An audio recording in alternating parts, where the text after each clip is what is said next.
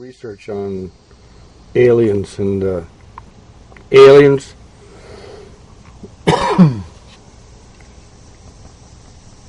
They come from demons. I'll put some links in here where you can see that research, but I wanted you to see some people that are totally deceived, or at least one individual. But he's deceived with a reason. That's the scary part, because it's the deception goes to a media outlet that basically presents it to the entire nation, and in some cases the world. This is it. Over time and time again on these things as you're trying to get the word out that, you know, you're a pretty aware person, you know, as far as that, but you just like go, well, I'm trying to get the word out, maybe I'll get screwed, maybe I won't, but I'm just going to go for it anyway. Is that your attitude, or what? Well, it's been my attitude. Now my attitude is I just don't want that to happen anymore, you know. Mm-hmm. So I'm very reluctant to believe what anybody tells me anymore. Right. But have you developed an intuitive sense, perhaps, now? I mean, because you know how that can do. It can start shutting you down from certain experiences or certain places where you might need to be. That's true, and to a certain extent, I have an intuitive sense of where somebody's coming from, but it doesn't always work. Uh-huh. You know, that's what makes a con man a good con man, is that you get the perception that they're telling you the truth. Okay. And so someone who's really good at it, right, can snow you. Or me, anyway. I don't know about you. Hold on 1 second. Let me grab my...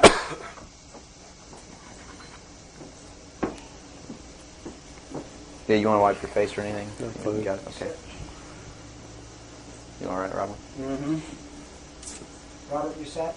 Yes, I am. Scott, you're set? Yes. Bill, you ready? Yep.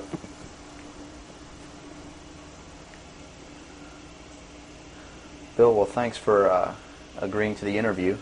First of all, a little bit about your background. You had extensive military service for many years prior to 1970, where a certain aspect of that military service kicked upstairs, so you were able to see certain things that you were not able to see beforehand. Would you tell us a little bit about that?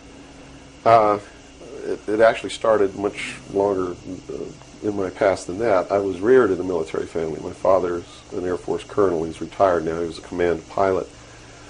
And as a child, I remember sitting around I remember the pilots at our house sitting around the kitchen table talking about their exploits in the cockpit and what they had seen in the skies. And some of that talk involved UFOs and what some of them called Foo Fighters. And I traveled all over the world, lived on military bases for most of my life. I was really an indoctrinated individual, you might say. I was as establishment as you could get, as gung-ho, pro-government, pro-America, pro-military. And that's why I went into the military, because that had been so much of my life.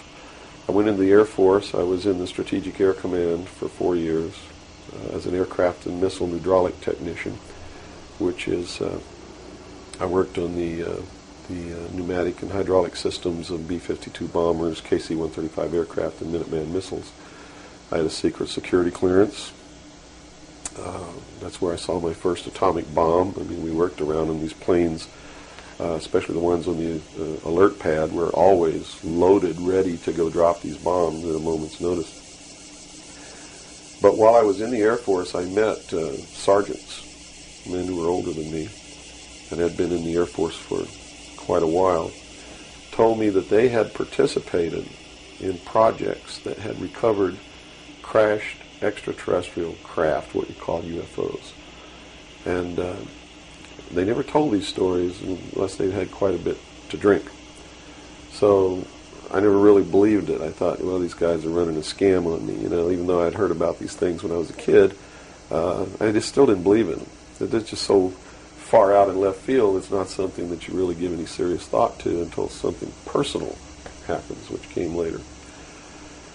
While I left the Air Force, I went into the Navy, which is really where I wanted to be in the first place. I'd always had this tremendous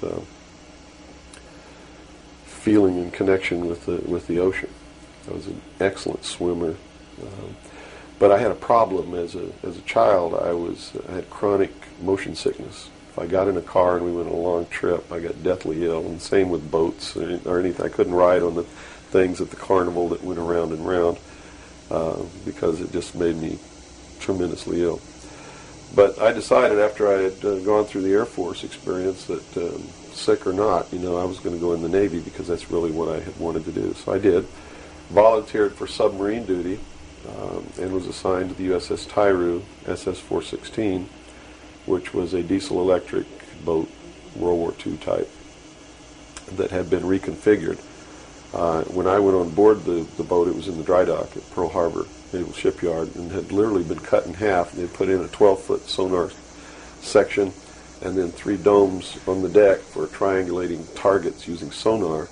And this was really one of the most up-to-date electronically submarines that we had. Wasn't a nuclear submarine, but as far as the ability to approach, get close to a target and destroy it, it had a better capacity to do that than any other boat that we had. While we were on a transit from the Portland-Seattle area on the surface, I was the port lookout, and I saw the most incredible thing that I think I've ever seen in my life. And it had such a profound effect upon my view of the universe and the world that we live in that I wish everybody could experience this. I saw come up out of the ocean, from beneath the surface of the sea, a huge disc-shaped craft about the size of a Midway-class aircraft carrier, which is tremendous in size. Even though that's one of our smallest carriers, or was then, it's still a huge, tremendously big object. Came up out of the ocean and rose into the air and tumbled on its axis and went up into the clouds, and I was awestruck, dumbstruck. And I mean dumbstruck, literally. I could not utter a sound. And my first impulse was to tell the officer of the deck that I'd seen a flying saucer, and then luckily for me I couldn't talk because on second thought that's not what I really wanted to say, because I didn't want to be the only Looney Tunes character on a submarine with a tight-knit crew that you had to live in close quarters with, because that's a hell of a way to live. So I told the officer of the deck that I'd seen something about 15 degrees off the port bow at a relative distance of about 2.5 nautical miles. And he began to look in that area. And the starboard lookout had heard me tell him this, and he began to look over there. And while we were all three watching, either the same craft or another one exactly like it came down out of the clouds, tumbled again on its, why it did this maneuver, I don't know, but every single time it did it. It's like it came down in this attitude, and then it flipped over and then entered the water. And the water just appeared to open up in front of it. It's just like the account in the Bible about the parting of the Red Sea. That's exactly what happened. The sea actually parted, and this thing went into the water, and then it closed up behind it. And this big spray went up into the air. But it wasn't a spray from the craft hitting the water. It was a spray from the water coming back in to fill up this hole that had been created. And again, I'm thinking, this is incredible. What are we looking at here? And it was metal. It was a machine, and it wasn't glowing or anything like that. It didn't have any lights on it that we could see. But it was obviously metal, and it was obviously a machine. And although I can't tell you that there was anyone inside of it, I believe that there was. And it did something that, as far as I knew, was absolutely impossible. I'd been in the Air Force. I'd worked on the state-of-the-art of our aviation capabilities. And here I was on the deck of a submarine in the conning tower, and I knew what we had to be able to have to go underwater, and I knew that the two were incompatible. Here's something that came from under the water and flew in the air and performed maneuvers, and then came back down and interfaced with the water at tremendous speed and remained intact. which realistically it never touched the water. The water sort of magically opened up in front of it, but something had to interface with that water. Anything that we had that interfaced with the water in that manner would have been disintegrated. It's like hitting a brick wall. So I was looking at a technology that, as far as our laws of physics and what we knew at that time, didn't exist. This was in 1966. Ensign Ball was as shocked as I was. He called the captain to the bridge. He came up with the chief quartermaster, who brought a camera. And we all stood there and watched this occur over and over again for about 10 minutes. And I still, to this day, don't know if it was the same craft or a whole bunch of different craft going in and out of the water. But it seemed like that there was a hell of a lot of traffic on that freeway right there. And we were watching it as we went by. We never changed course. We never lowered or increased our speed. We made no attempt to communicate or signal. We made no attempt to get closer. And eventually, it just stopped. We were told not to discuss it with anyone, not even amongst ourselves, which was incredible. I never had been told anything like that in my life. You can't talk about something. And to be told that we couldn't even talk about it amongst ourselves was even more extraordinary, I thought.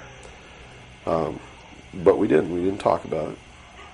When we got to Pearl Harbor, all the time the chief quartermaster was taking pictures of this. So I know photographs were made. What happened to those photographs, I have no idea. But when we reached Pearl Harbor, we were not allowed to go ashore to go on liberty, even though we didn't have the duty. And about 2 hours after we berthed at the submarine base, a commander from the Office of Naval Intelligence came on board and debriefed each one of us individually in the captain's stateroom.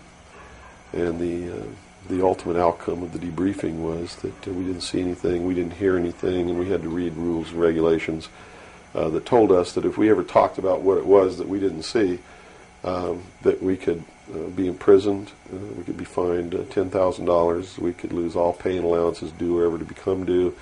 And I learned at that moment that the United States Navy didn't want anybody to know about what we saw, and that severe consequences could come down around the neck of anybody who did. And that was when I understood fully that, yeah, there's a real cover-up. These things do exist, number one, and at least the United States Navy doesn't want anybody to know about it. And there's stiff penalties for anybody who bucks that. Mm-hmm. Moving forward a few years from, 1966, I believe, you gained a special security clearance that revealed to you certain documents, or were revealed to you, or that you saw, yes, relating to this very cover-up. To this and many other things. I was eventually trained by Naval Security and Intelligence, and I was given a secondary NEC, which is Naval Enlisted Code, which was 9545, which is Internal Security Specialist. And an internal security specialist is someone who protects classified information and protects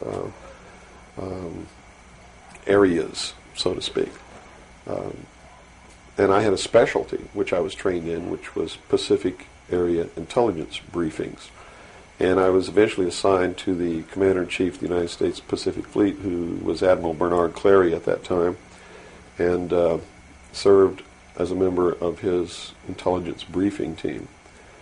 And basically all that means, we really had a wonderful job. You come in about 4 o'clock in the morning and you go through all the message traffic and everything. And what you do is what we did was that we prepared an updated briefing on everything that was happening in his half of the world, which he commanded the naval forces and marine forces, as a matter of fact. And put all this together in a briefing where we would update him on ongoing operations, brief him about operations that were scheduled to begin, political situations, deployment of Soviet forces, naval forces, everything. And after the briefing was finished, between 8 and 10 o'clock in the morning, then we were done. We were finished. So It was what you call fat cat duty or gedunk duty in the Navy. It's got all different kinds of names. It's just really a wonderful job. Now, to be able to function in this job, I had to have a security clearance, which gave me access to the information that I had to need to know to help prepare these briefings. And when I first was assigned to the command, I was attached to the OPSTAT office under Lieutenant Commander Mercado, which was operational status reporting. And while I waited for my security clearance, and it took 6 months to get it. What I eventually ended up with was a top secret Q clearance with an SCI attachment, which means sensitive compartmentalized information, and there were no blocks. In other words, there was nothing confining me to only certain compartmentalized information. I had access to whatever the admiral and his staff had access to because we had to prepare briefings and brief these people on all of these things. And I'm sure that at first I was tested and wasn't shown a whole lot, but eventually when they began to have confidence in me, I began to see things coming across my desk that were just absolutely incredible. And a lot of it is really hard to talk about because it's so far outside the normal concept of reality for the average American that they're going to find a hard time believing any of it. Mm-hmm. But I saw documents that were labeled under the classification top secret, and the compartmentalized the compartment that was put into was called MAGIC, M-A-J-I-C, mm-hmm. Which told me that UFOs are real, which I already knew. I'd seen one. Right.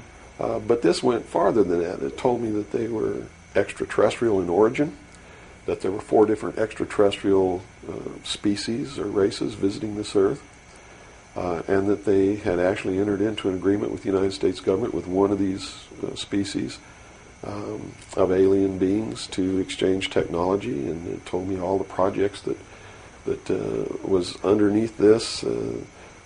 Project Red Light was actually the testing of extraterrestrial craft. Project Plato was a diplomatic project. Pounce was the recovery of technology. Pluto was the application of that technology to our own secret space program, not the public space program. There are 2 different space programs. One is what the public gets to see, mm-hmm. Which is overseen by NASA, and the other one is a secret space program that nobody gets to see, which is really overseen by the Navy Department under specialized, compartmentalized black projects, and what these people are doing in secret is just absolutely incredible. I also saw documents under an operation called Operation Majority, which outlined the plans to bring together a one-world government, and also included extraterrestrial information within that. Project Grudge, which was the second project. First was Sign, and then Project Grudge, which contained all of the extraterrestrial information up to a certain point. I forget the year cutoff. And then it was contained after that in another project called Project Aquarius, which was the accumulation of the whole history of alien interaction on planet Earth. But I have to say at this point that I don't know if those documents were really telling the truth or not. They could have been showing me these things so that eventually I would go out and talk about this. And maybe that'll become clear to you later why they may have done that. It could be real. So, mm-hmm. But at this point, from a personal standpoint, what was it that, based on your experience in '66, and they said, absolutely do not reveal this to anybody, and here we are a few years later, and you're seeing documents that prove that what you saw was real. Mm-hmm. What was the one factor or a number of factors that led you to the decision to say, I've got to get this out, I've got to tell people about this? I saw contingency plans called Majestic. And these contingency plans were to, first place, a contingency is a plan that can be implemented if certain things occur. And the certain things that would have tripped this contingency plan are, number one, the public sector is getting too close to the truth, so they have to implement this to get them steered off the track. Or number two, we don't want to tell the public the truth about the alien presence, but there's so much alien activity occurring that the public is on the verge of finding out anyway. Let's tell them this story so that it doesn't cause consequences that we don't want. And that plan was called Majestic. I was in a bookstore one time. I'd never seen UFO magazine. Didn't even know it existed. In fact, I didn't even know that there was a UFO culture in the world of people who study UFOs or worship UFOs or have little UFO meetings. I had no idea that that was occurring. I was in a bookstore one time and I was looking at the magazine rack. I'm an avid reader and I'm always in bookstores. And this one day I saw a magazine just popped right out at me, at UFO. And I picked it up and I looked inside, and here is Majestic, all right there. And even the people who had been named to implement the plan were the ones who were actually implementing it. William Moore, Stanton Friedman. I'd never heard of Jamie Chanderay, but he was named, and they had brought out a supposed genuine document called the Eisenhower Briefing Document, which in reality is a fraudulent document. It's a fake, and it was created to implement the plan Majestic, to either indoctrinate the public on what the government wants the public to perceive as happening, or to steer researchers away from the truth, or both. So this wasn't revealing the plan of Majestic, but it was actually implementing the plan. Implementing the plan against the public. It was a psychological operation against the public. So this is what you saw. So immediately my head began to spin around, and I began to think, God, I've got to tell people that they're being manipulated. This is a lie. And it really, if the public were using their own intellect, they would know that it was a lie. The executive order quoted for this document was 92,000 something. I believe it was 92447, which is 92,447. And it was supposedly written by Truman. But Truman never wrote an executive order higher than 9,000. I mean, even today, there's no executive order with the number 92,000 on it. They've been consecutive since the beginning. So it was clearly fraudulent. So it's clearly fraudulent, but the public doesn't catch on to this. And here you got Stanton Friedman, one of the guys who implemented the contingency plan, Majestic, running around the country telling everybody it's not an executive order, it's a date, September 24th, 1947, which it very well could be a date. But it's listed in that document as being an executive order of the President of the United States, Harry Truman. And because of that, it's fake. And many other things. But specifically, that is the most glaring proof of fraudulent intent in the document. There are many other things in the document that also prove it's a forgery. But here they are. They're running this contingency plan, and here I am. I know all about it, and here's the public out there biting it. They even ran that thing in the New York Times, like a 2 or 3 page spread showing all the documents. So it had tremendous credibility lent to it by that action. And so I decided that I had to tell the public and get people on the right track, which is, the right track is don't believe anybody. Okay. Don't believe me. Don't believe George Bush. Don't believe anyone. You got to go out and you got to get proof in your hand before you can believe anything. And to do otherwise today is the biggest mistake that anyone can ever make. You begin believing people, putting your trust in them, that they're telling you the truth.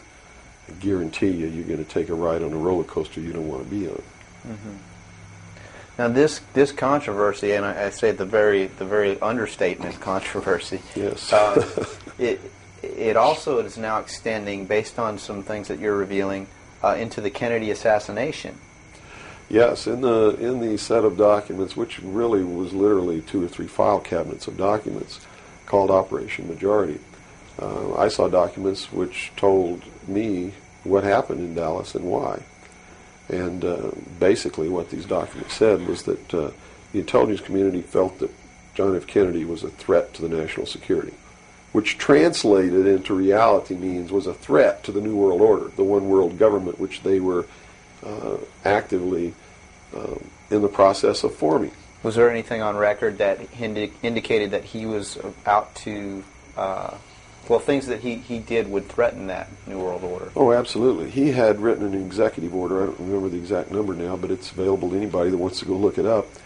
He had written an executive order ordering the printing of United States notes, which would have broken the back of the Federal Reserve, which is one of the major instruments of propelling the United States into the New World Order by destroying our economy, the basis upon which we live, the basis upon which our whole society is founded, is being ripped right out from under us.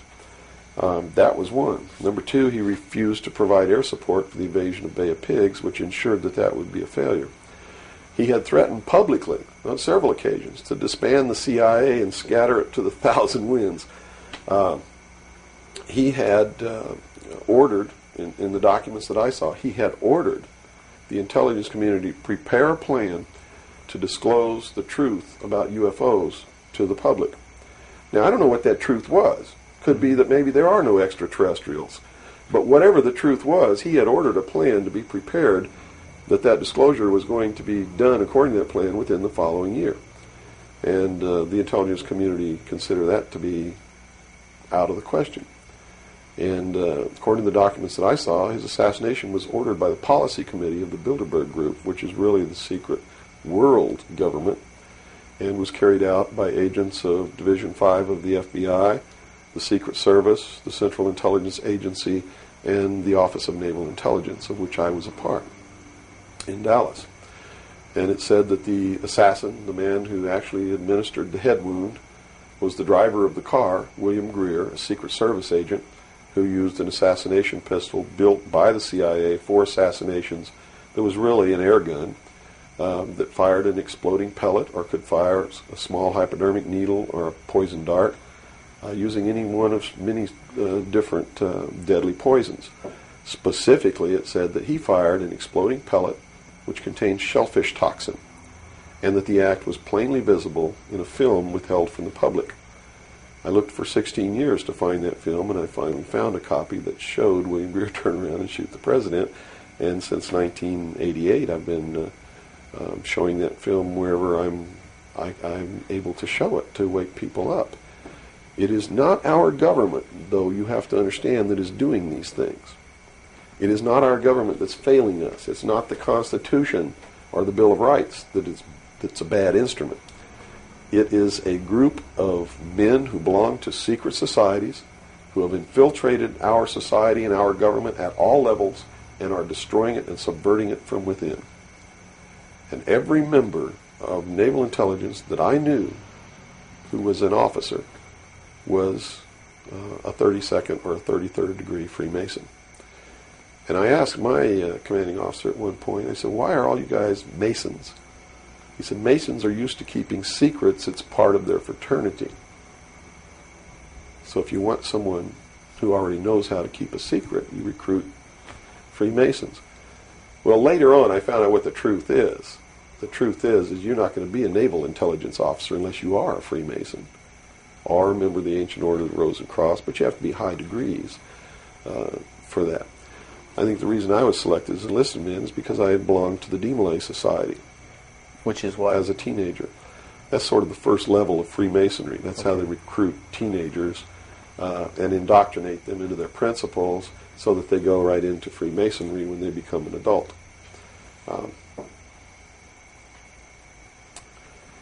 So basically that's the story.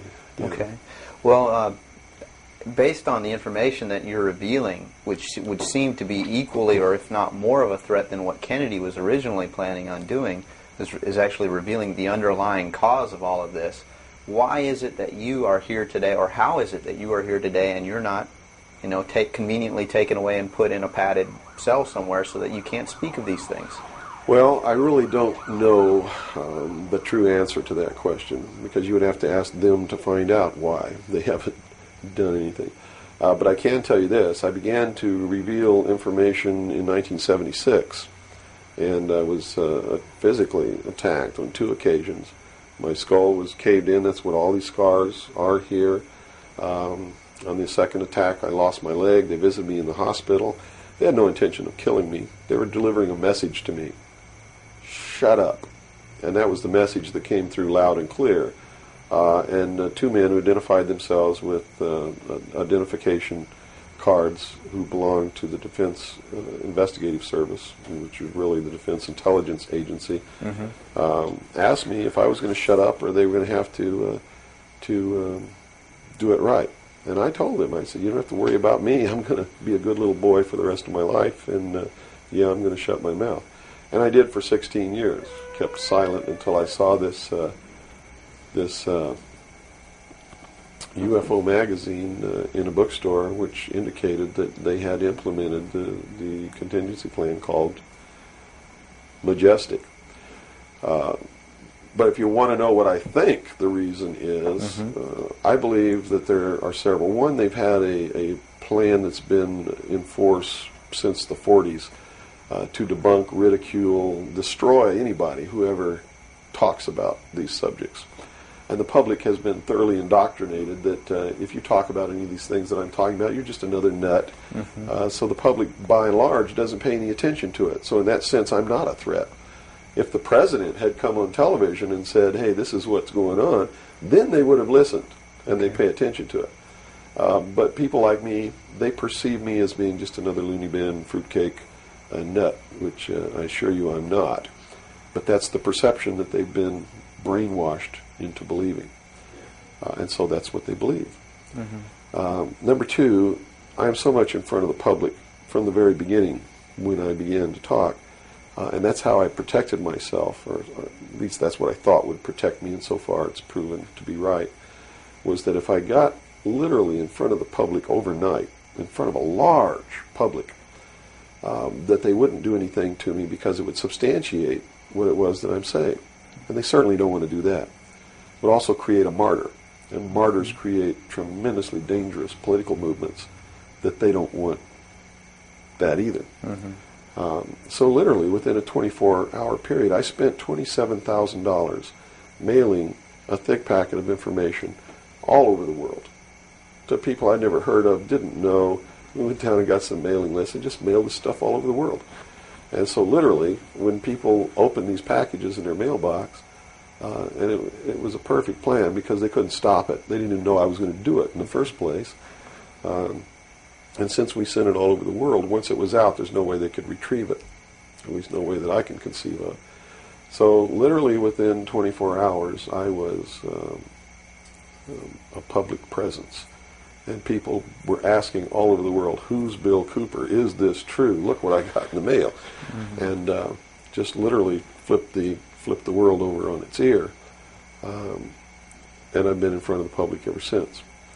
So I think basically those are the reasons. They don't believe that the public's really going to listen to me. And so far that's been true. There is a small group of people all over the world who are awakening, who are beginning to understand that they've been living their life in fantasy land, and who are actively seeking the truth. But by and large, when the secret power structure says, as I've put in the first chapter of my book, right out of one of their own technical manuals, that a nation or world of people who do not use their intelligence are no better than animals who do not have intelligence, and thus are stakes on the table by choice and consent.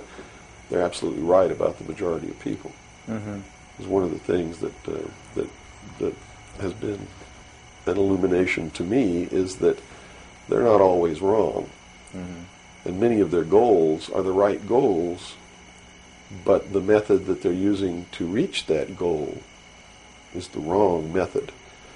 In other words, if you set out to create a perfect world where there will never be any more killing, but to reach that point, you kill 2 billion people, you have become what you're trying to avoid. Right. And it can't happen that way. If you want to create a world of peace, it has to be done by peaceful methods. Yeah, if you murder someone to destroy a murderer, you have become what it was you set out to destroy, and thus it wasn't destroyed at all. It was perpetuated by that very action. And that's what these men are doing. They rationalize everything they do so that they feel better about it. Mm-hmm. But what they are doing is becoming what it is that they want to get rid of. And the world will never be a safe place for anyone as long as there are men who do these things. Very eloquently said. Thank you. Now, you. your message to people, once again, is don't believe anything. How right. is it that the public can find this and search for this truth on their own if they can't believe anything or anyone? What can It's you all do? it's all in the public sector. It's all available to anyone who actively and diligently seeks it out. Everything that's in my book, Behold a Pale Horse, is all, everything in here, all the documents that are in here, Mm-hmm. everything that's in this book is in the public domain. Can be substantiated? Yes, and I intentionally wrote this book not using anything that wasn't available to the public to show people that, yes, if I can find this information, so can you. I have tons of stuff that's not available to the public. But as you can see by reading this book, you don't need that stuff because it's what you need is available to you. Public libraries are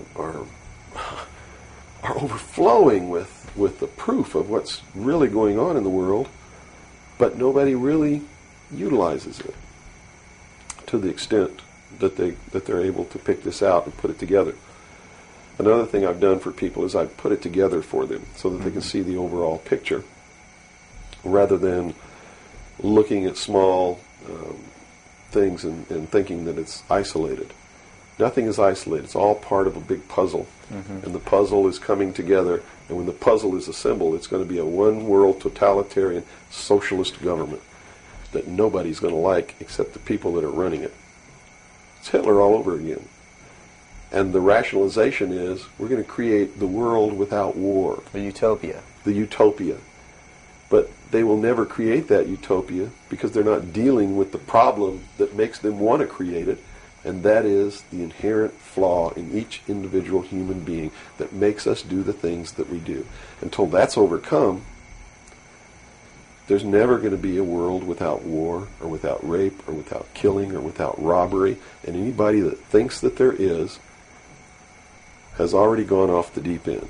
So the method is, here, I'm going to hold a gun to your head so you won't rape, you won't kill. That's right. Yes, okay, I understand. The title of your book, Behold a Pale Horse, what significance does that have? What are you saying with this title? This title is from the book of Revelations, because I have to tell you this, and you may think I'm nuts if you want to, but this is the truth. Either these men are following the book of Revelation, as it is in the Bible. Mm-hmm. They're either following it, just like a plan, and bringing the prophecies in there to pass to manipulate and control those who believe in those prophecies and neutralize them, so to speak. In other words, if this is written in the Bible and God has ordained it, who am I to resist? It must come to pass, so I'm not going to try to stop it. Okay. What a perfect way to neutralize the opposition right off the bat. Or there really is a God, and what he said was going to come to pass is coming to pass. And I named this, Behold a Pale Horse, from chapter 13 of the book of Revelations. The fourth horseman of the apocalypse is the pale horse. And I looked, and behold a pale horse, and his name that sat upon him was Death. And hell followed with him, and power was given unto them over the fourth part of the earth, to kill with sword, and with hunger, and with the beasts of the earth. And that is taking place now today. The fourth horseman is riding across the world now. That's what AIDS is all about. That's what all these little brush fire wars all over the world are all about. That's what's happening. That's why cancer cures are suppressed. Is because they fully intend to kill a minimum of 2 billion people by the year 2000. AIDS is an invention of man. It is not a natural disease, and it has been implemented and placed into the population as a population control. And when they did it, they had the cure before they did it. Mm-hmm. And when they deem that enough people have died or been killed, they will say, we have a cure for AIDS. And everybody will be called to report to some place to get an inoculation, which is going to do two things. One, it's going to stop AIDS in its tracks, and number two, it's going to implant a device which will be able to be used to track each individual person and maybe even to control those people. And that's what the pet implant program is all about. It's not about finding lost pets. They don't give a damn about pets, and they would never put a satellite in orbit to find a lost pet, but yet there's a satellite up there that they're using to find pets that have been implanted with these devices. They're testing this program on pets that's going to be used in human beings. And in the Los Angeles Times in 1989, they ran an article. It was 10 forecasts for the coming decade, was the title of the article. I have a copy of it in my research center. And number 5, I believe it was number 5, in those 10 forecasts for the coming decade was chemical or electronic implants to control individual behavior on a 24-hour basis, unquote. So it's not hidden at all. It's there for anybody who wants to look. But nobody's looking. Nobody's looking. They believe, and I believe that they're right, that the biggest danger to mankind right now is man himself, population. A study in 1957 told them that by 1990 the world population would double. In 33 years. Can you imagine that? The world population of human beings doubled in 33 years. Mm-hmm. And they knew that it's an exponential doubling. Throughout history, every time it's doubled, the interval has gotten shorter.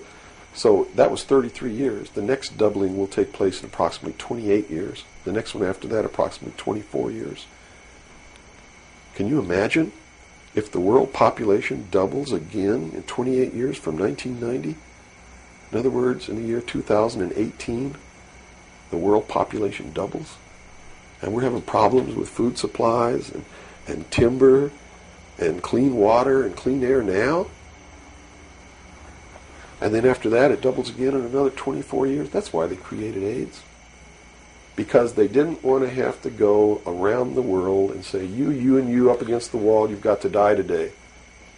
And shoot them. They did it in a manner to where they could target what they consider to be undesirable populations. And I want to be very clear that I don't agree with them on this.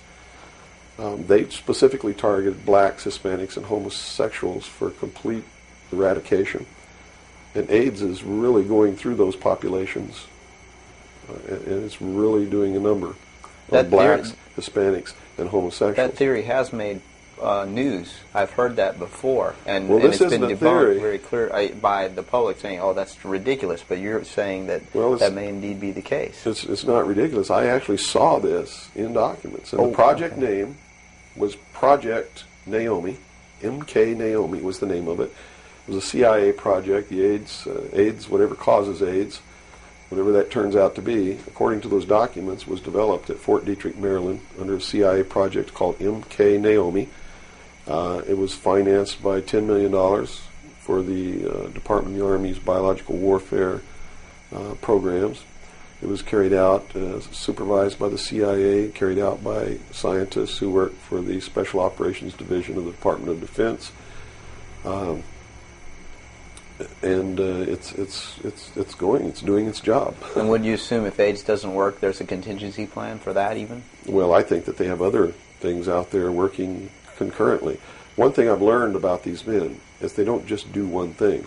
In case the public discovers what they're doing, or discovers that somebody's doing, whether they know who's really doing it or not, and stops it, what they have running is several concurrently running plans, so that if one or two fail, the other ones are going to take care of the problem.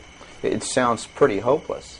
I mean, based on that scenario, is there anything, any uprising or what? Yeah, there is, but it requires that people wake up. It requires that they really learn the truth instead of live their life in fantasy land. You see, because nothing can exist without the consent of the people. Unless they buy it, it's not going to happen. And all of these plans lead to the public's ultimate acceptance of what they're going to do. In fact, they're designed to make the public ask for it. For instance, the burning of the rainforest in Brazil. I know people who are just up in arms. Stop this. We've got to stop the burning of the rainforest. which is exactly what the burning of the rainforest is designed to do. Because Brazil is a sovereign nation, right?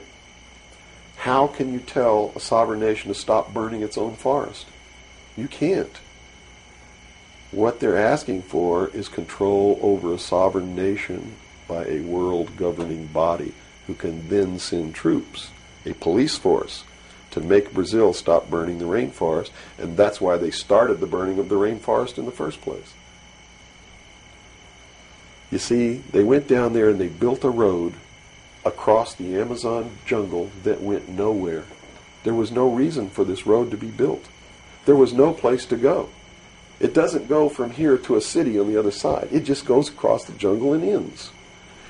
And they built this road on purpose because they knew that most of the people in Brazil are so dirt poor that they would see this road as the answer to their prayers. Free land, free timber, a way to support their family, a way to become wealthy, or at least more wealthy than they were, which was no wealthy. Mm-hmm. And that's exactly what happened. Millions of people headed out down this road and staked out some land and burned the forest and tried to grow crops. And they found that rainforest is no good for growing crops. It'll grow one crop, and then you got to go burn more trees and plant another crop because the soil is poor. And that's what's happening. Mm-hmm. And that's why the forest is being burned. And it was done intentionally to create the scream of stop burning the rainforest, so that then they could offer the solution. The solution is a world governing body that can then order and enforce that order of Brazil to stop burning the rainforest. So the green movement worldwide is now just a manipulation. Yes. Of. Now it's been proposed time and again too that big business is behind things like this, and that would represent a capitalist approach. But what you're saying is we're heading toward a socialist approach based on this scenario. You have to understand the difference between capitalism, socialism, communism, what all of these things really mean. You have to understand what the difference is between right wing and left wing. People, they use these phrases all the time, and they don't even know what these things mean. And it's just incredible to me to hear a socialist calling someone else a Nazi. Because Nazi means National Socialism. So here's a socialist calling a right-wing guy a Nazi, when what he should be calling the right-wing guy is anarchist. People on the right want no control. Mm-hmm. They're really anarchists. Okay? So they would, in theory then, or in fact, be in opposition to this ultimate movement. Yes. Whereas in appearance, they would be the ones behind it. Well, when you have a misunderstanding of what the terms mean, yes. Okay. Right-wing, on the far right, is total anarchy. They don't want anybody controlling anything that they do, and they believe that people are responsible enough that the world can exist without government. Okay. Or the very minimal government that it would take to. On the far left, on the other hand, they believe that the government should be in total control and should be supply man with all of his needs. Well, creating a whole society that's dependent. Right. A republic is somewhere in the middle. It's governance by laws. Laws are decided by representatives who are elected by the people. And according to the theory, the representatives will do what is right, whether they get elected or not, because it's not really a democracy. A democracy is far left. People don't understand. We don't live in a democracy. This country is not a democracy. It is a republic. A democracy is ruled by the mob. The mob always votes themselves every kind of benefit that they can vote themselves. And whenever you do that, it means large, tremendously overpowering government in control. They vote themselves into dependency. That's it. They Okay. vote themselves into a dictatorship is what they do, where they lose all of the benefits that they intended to vote themselves into in the first place. Okay. And democracies are extremely dangerous to minorities, because if the majority of people don't like you, Right. they're going to vote that they kill you, and they can, that's it. Democracies are dangerous. Democracies are socialists. Democracies are communism. That's what communism is. The definition of communism is everybody doing according to their talents and receiving according to their need. And it doesn't work. We already know it doesn't work. Men, by his inherent nature, is greedy. So those at the top always end up having everything, and those at the bottom end up having nothing in communism. Socialism is different. Socialism usually ends up in a dictatorship, in a very controlling dictatorial government which even owns the people that it governs, so that those who live in fear of not having are provided for what they need, and in turn they worship this oppressive government. Socialists are children who went out into the world, took a look around and said, I can't handle it, and went home to Daddy. Okay. Daddy, protect me. Daddy, feed me. Daddy, loan me your car. Daddy, tuck me in at night. Socialists are scared little children who are irresponsible, can't stand on their own 2 feet, and need Daddy to take care of them. Okay. Okay? And now we got the... But what happens when you go home to Daddy and Daddy does all these things for you? Tell me. Well, you never leave the home. You've not got no reason to. In other words, if you're being provided for in that way. You're being provided for, but what does it mean? Doesn't it mean that you have to do what Daddy tells you to do? True. Doesn't You're mean you have under to be his in rules. when Daddy tells you to be in? Doesn't it mean that you can't drive the car to the next town if Daddy tells you you can't? Doesn't it mean that if Daddy tells you to take out the trash, you better take out the trash? Are you beginning to understand the concept? When you ask for favors from Daddy, you have to give up freedom in return. Right. Okay. So socialism always leads to repression of liberty, freedom, equality. All of those things fly out the window so that you can have free health care, so that you can have a place to live but you don't have to pay the rent, so that you can have food given to you by the state. And that's where we're headed. Right in this country right now, we're almost totally socialist, and now people are screaming for a national health care policy. Right. Health care insurance. Now, the other aspect, once again, I'd like to go into is the anarchy or the right wing, which we just into that similar. Anarchists believe that they can be responsible, that they won't hurt other people, Okay. that your freedom never ends until it begins to infringe upon someone else's freedom, and that no one should have any control over that there should be no speed limits on the highways. The problem is that, again, just like on the socialist side, you have people over here that are human, and human condition means that ultimately somebody's not going to be responsible, that they're going to drive too fast when they've had too much to drink, and they're going to kill innocent people. The answer is a balance. You know, the law of the universe says this. It's a law of physics, really, and everybody can understand it. For every action, there is an equal but opposite reaction. There can be no good unless there is evil. There can be no man without a woman. You understand the concept? Based on that, the theory of a utopia here on Earth is corrupt right away. Absolutely. It goes against the laws of physics. It goes against the law of the universe that there must be two opposing forces all the time in every instance, because that's what makes the universe work. That's what makes everything work. What we need to do is stop trying to go way over here and establish some utopia of freedoms, or way over here to establish some repression of freedom so that we make sure that we got something on the table to eat. And strike a balance between the two that works. And stop withholding information. What makes it difficult for anyone to succeed or live, or for us to really come together and have peace in this world, are all of these people who think that they are the guardians of the secrets of the ages, and only them have truly mature minds, so only them are worthy of knowing the secrets and the real science and the real metaphysics and all of these things. So they repress it and they keep it secret, so the rest of us live out our lives and we don't know the truth of what life is really all about. Therefore, we're always stumbling over each other and getting in each other's way and doing the things that we profess that we don't want to do, simply because we don't have access to the truth.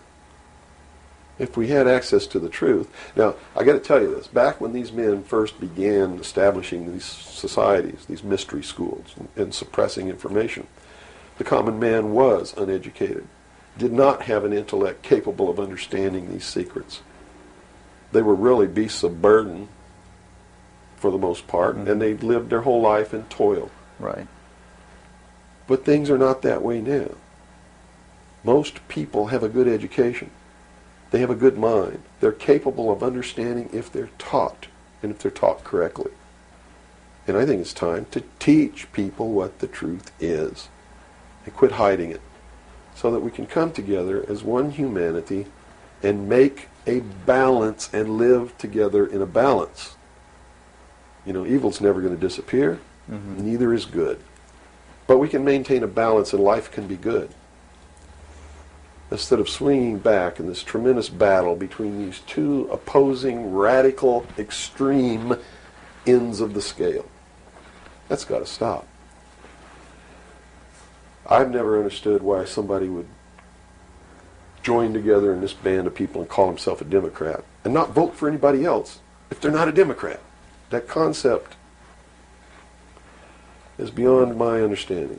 And Republicans and Libertarians and Populists and Communists and Socialists and this and that, and blacks and whites and Indians, and there are so many sects and groups and segments, and we're so fragmented that getting together is going to really be difficult. But we've got to do it. Because if we don't wake up and do it ourselves, these men who meet in secret and plot the manipulations are going to do it whether we want it or not, and they're going to do it at the point of a gun.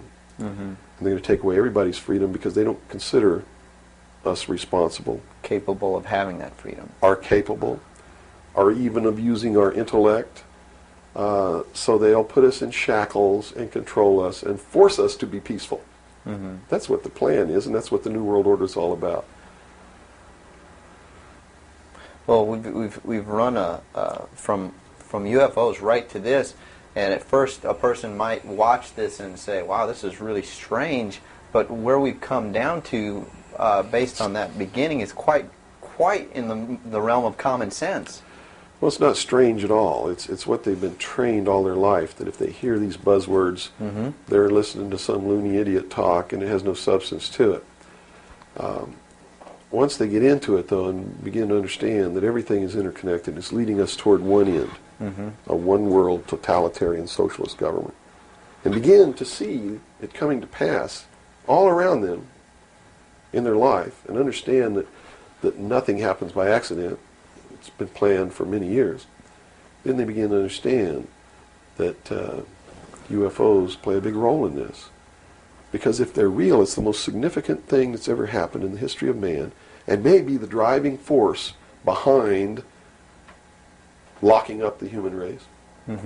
Because how could a UFO land in a place like Macon, Georgia, and somebody who doesn't look like us get out, walk down the street?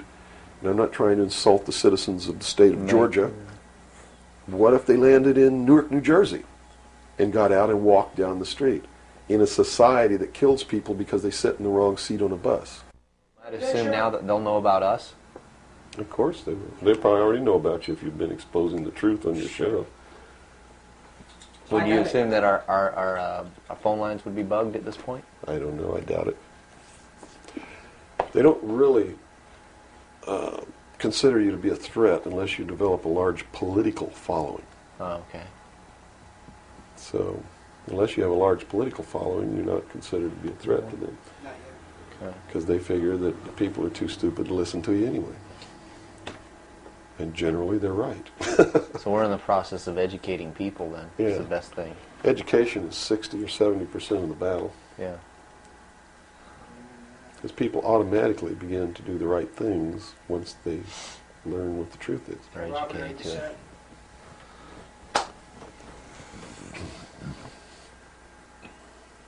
Yeah. No, hold on. Okay, I got it. Ready? Ready. Okay, go ahead. Let's go back into the Kennedy situation here. Now, the Warren Commission was highly publicized, all the things that went on there. I was shown a videotape just yesterday was it a Zapruder film? It is the Zapruder film. Okay, and it clearly showed to me that a number of things. One in which that the film was obviously tampered with. Absolutely. but not tampered with to the point where I couldn't tell that the driver of the limousine was pulling a gun, or what appeared to look like a gun, around his shoulder and shooting President Kennedy in the head. That caused his head to snap back. Did the Warren Commission see this? It seems so. The Warren Commission never looked at the Zapruder film, ever. So they never saw it.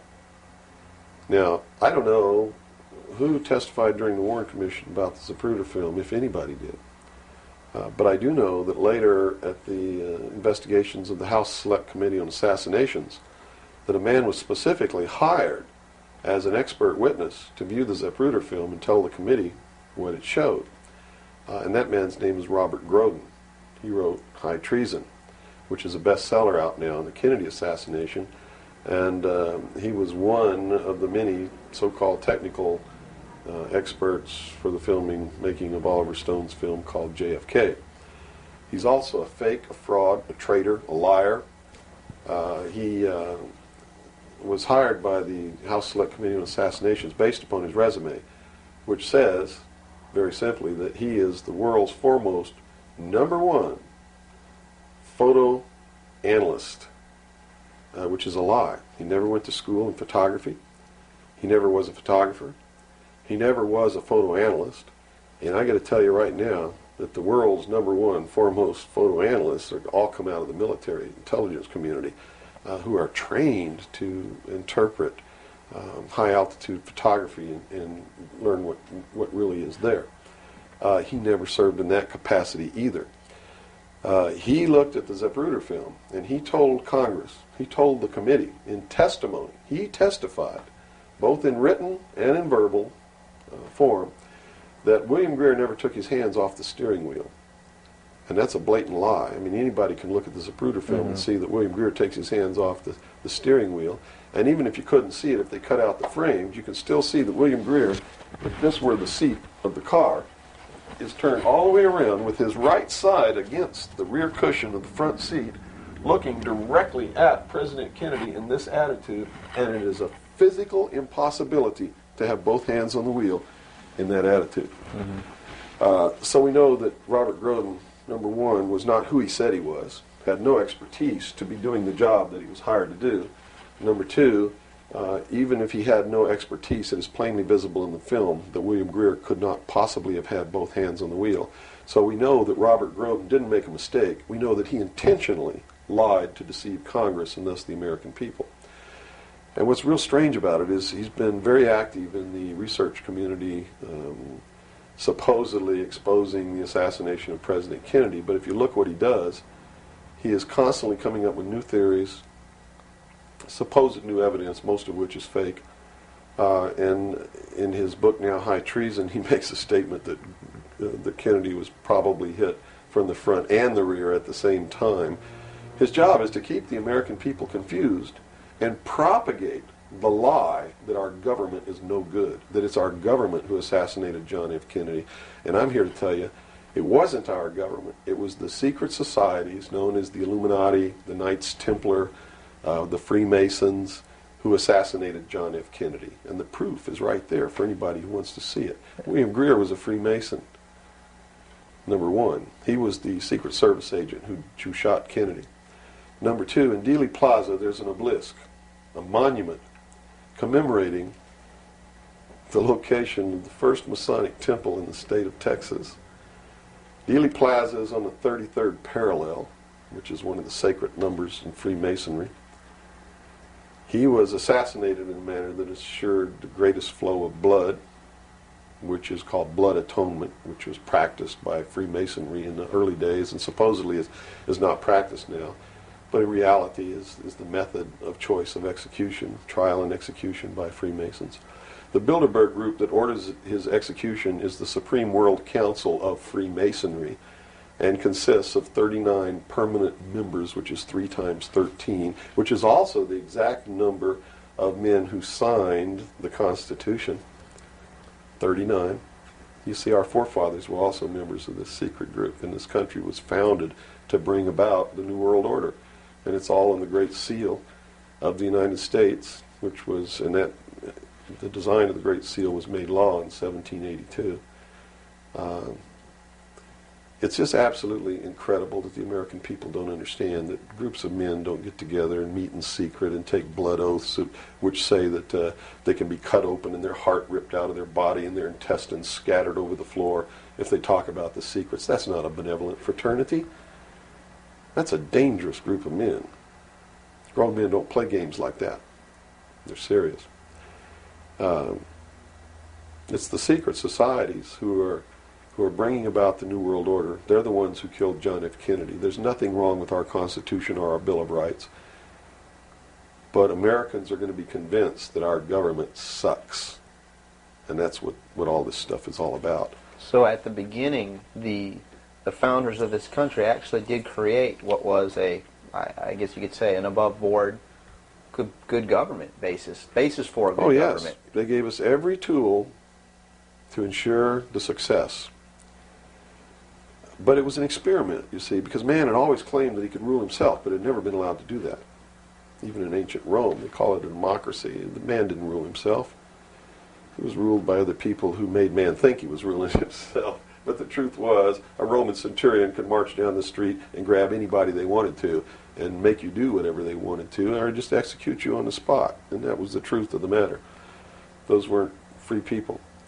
In the history of the world, there had never been a people who were truly free or who truly ruled themselves until the United States of America was created as a republic by which we ruled ourselves through elected representatives whom we sent to the State House, either in the States or to Congress, to do it.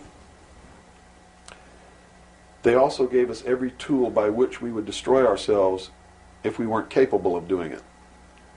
The United States and France, the revolution in this country and the revolution in France, were created to bring about governments which would function as the antithesis to the kings and queens of the world and cause them to topple off their thrones.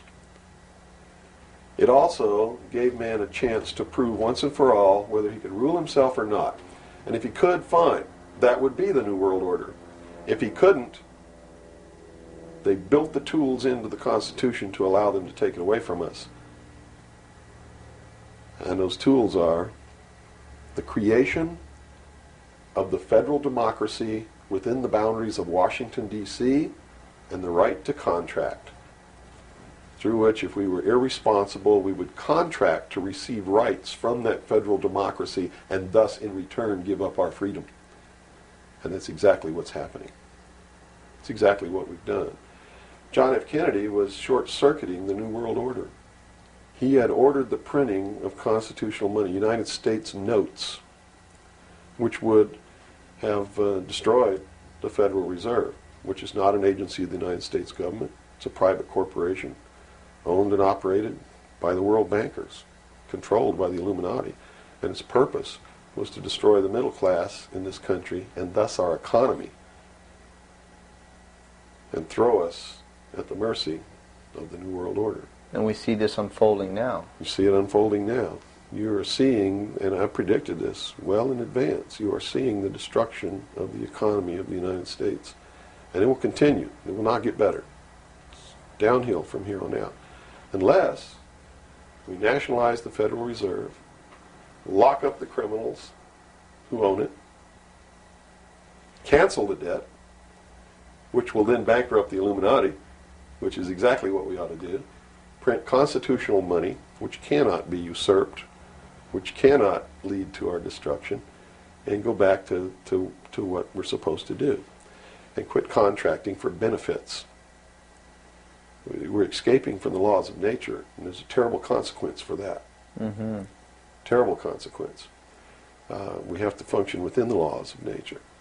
You can't contract for somebody else to keep you alive. You have to be responsible within your life to keep yourself alive. Mm-hmm. And if you can't do it, then you have to die. That's the law of nature. You see. Kennedy also did a lot of other things. I mean, he was a believer in the Bible. These men who are bringing about the New World Order don't believe in the God of the Bible. They believe in the God of light, Lucifer. the angel of light, who was flung down to the earth and became the Lord of the world. That's their God. That's why everything they do goes against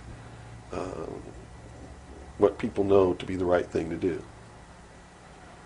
They believe that man was held prisoner by a vindictive, cruel God named Jehovah in the Garden of Eden. And that Lucifer, through his agent Satan, set man free from the bonds of ignorance to which he was chained to the Garden of Eden, and thus brought the gift of intellect, wisdom, to man, and thus is the true benevolent God. And man, with his intellect and his wisdom and his knowledge, will create technology which will elevate man to the position of God. And all this is allegorical. Don't take the story literally, you see, because it's all allegorical. They believe that intellect, reason, is the light, is the true God, is what makes man God. And I'm not going to debate the right or wrongness of that, because who the hell knows? But I can tell you that they pervert whatever it is that might be divine about their philosophy by becoming what they profess They to want destroy. To destroy, yes. And so, in their zeal to bring about the New World Order, they destroyed the political will of the nation when they assassinated John F. Kennedy, which has furthered their goals because it made a lot of people feel so helpless Right. that, God, if they can kill the president, who am I? You know, what can I do? I'm just one lonely, helpless person. So they quit voting. They abdicated their power. And, of course, through agents like Robert Groden and many others, Oliver Stone, they're being convinced that our government sucks, that our government is the problem, that the Constitution doesn't work, that the Bill of Rights aren't real. We're playing right into their hands, in other words. We're playing right into their hands because there's nothing wrong with the Constitution or the Bill of Rights or our government. It's the people. You see, it's been infiltrated. And from within, they are eating at the heart of this nation like a cancer, this secret society. They are destroying it. They are subverting it. Our Constitution has not been allowed to work since 1945 and maybe even earlier. And they have been working behind the scenes to bring about a one-world totalitarian socialist government with the Communist Manifesto as its platform through the United Nations, which was created by this nation from an older organization called the League of Nations, which was the original foundation. And at the highest levels of our government, the Constitution's already been scrapped, and they are working under the aegis of the UN Participation Act and the United Nations Charter. Which says what? Which says that there are no rights, there are only what you call privileges. And privileges can be granted or taken away at will by the state. Quite frightening scenario. It's a very frightening scenario, and people better wake up to the fact that unless they wake up and do something about it now, there's only going to be one alternative. And that's either take up arms, restore the Constitution, and the blood will run in the streets of America, or reach down and put the shackles around your own feet and march off into slavery peacefully.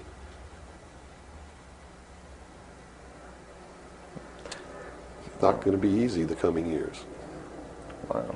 Now, historically, this may or may not relate, but at least modern world, contemporary world history does not include the stories of Atlantis and Lemuria that go predate. How does that history, and why was that suppressed, or why is it still being suppressed? How might that affect what we are understanding is going on today, or is it related? Well, I'm not sure if a place called Atlantis or Lemuria ever existed or didn't exist. I don't really know. But I do know that the story that is told about the civilizations that lived there are something that we should listen to, because this whole scene may have played itself out before on this earth. And if you understand the theory, which I believe has been accepted as fact now, of continental drift, there may have been an Atlantis and a Lemuria, which had tremendously developed technologies and societies. And the same scenario that we're playing out now in this great stage called the world may have played itself out over and over again in the past for millennium. In my investigation of the mystery schools, the secret societies that are bringing all this about, that really control everything behind the scenes, I found that this is all about religion. And it's all about a recurring theme that is penetrated and is at the heart of every religion in the world. And that is a creator or a creatress who has a son that is sacrificed and then is resurrected and saves the world or saves humanity. It seems to be an archetype that is within us. And so that you don't go flipping out watching this tape. I'm a Christian. I believe in the teachings of Jesus Christ, even though it may turn out that he may have never lived. The scene, it doesn't matter. When you read his words, and you can go back through history and find these are the same words that were spoken by every Savior that there ever was, are the most beautiful, most profound, most affecting words that have ever been spoken on the face of this earth. And when I get down and almost get to a point of hopelessness, I just go read the Sermon on the Mount. And I come back up again. Because in the end, it's not going to matter whether Jesus ever lived or didn't live. The story is real. And it's within all of us. And it brings us to something within ourselves that is good. But these men don't look at that. They believe that the end justifies the means, that these stories are just stories, and that the real meaning behind it all is that man can transcend his animal state through the realization of intellect and the overcoming of all of his emotions and feelings and morals, guilt, all of these things. And I just can't go along with that because I believe it's our emotions that tell us when we're doing wrong. We feel it within ourselves. And a person without that capacity to feel when they're doing wrong becomes a sociopath, which is someone without a conscience who really believes that the end justifies the means and therefore has no pangs of conscience nor no reluctance to murder someone who gets in their way. Mm-hmm. And it's extremely dangerous. Now, do these people recognize the continuity of life? In other words, you have told me earlier that they're after physical immortality. They believe that through their technology, man will become God. With the power of reason, through technology, man will himself become God. They will engineer, just like Hitler wanted to do, the super race who will live forever. And the concept is the same, and the men behind it are the same as Hitler was. When they killed John F. Kennedy, it shows you what kind of men they are. Because they would not stop to kill anyone who gets in their way. And they've never stopped at it. Their goal, literally, to bring about the New World Order, will be to kill approximately 2 billion people before the year 2000. AIDS is one method of doing this. There'll be many more. As they solidify their control, everyone will be given a choice. They'll be presented with a new world religion. They'll be told to renounce Christ, renounce Buddha, renounce Muhammad, join the New World Order, join the New World Religion. If they refuse, they'll be executed. Very simple. And it won't bother them a bit. In fact, according to their belief, they believe they'll be helping these people. And in reality, they will. Because those people will transcend this physical state while they're prisoned here living forever. I feel sorry for them because those of us who will eventually die will transcend the pain and the suffering that goes along with this world. Mm-hmm. And they're so egotistical that they preserve whatever they do so that the diligent can find out what kind of men these men really are. For instance, the Kennedy assassination, I've been showing a film for 5 years that shows exactly who did it. I show you exactly where Oswald is on the film. He wasn't even on the 6th floor. He was standing in the doorway of the book depository building watching the motorcade go by. And it's incredible. At the same time, you said they would have everybody renounce religion. Yes. Have they as well been using it as a tool for their means? If you're a Christian, you'll be required to renounce Christ and join the New World religion. Now remember I told you before, that no matter what your religion is or what you think, they are following the scenario in the book of Revelations to a T, right down to the last little bit. If you want to know what's going to happen in the future, if we don't wake up, and through the power of those, see, not one drop of blood ever has to be spilled, and no one has to ever put any chains on their legs or their arms, ever. If people just wake up and exercise what was given to us in our Constitution, the power of the vote, while we still have that power. So you say there is still a possibility for like one individual watching this tape to actually make a difference. You better believe it. How Yes. would that be so? Well, number one, learn what the truth really is. Get away from the fantasy that you've been living. Educate other people, those you know, your family. Once that begins to happen, it spreads. And then if the people decide that they don't want what they have in store for us planned, just through the power of the vote, they can make this country and the world whatever they want it to be. Whatever they want it to be. And there are no limits on that, except to understand that you can never make everything all right, and you can never make everything all bad. Both must exist, and we must maintain a balance.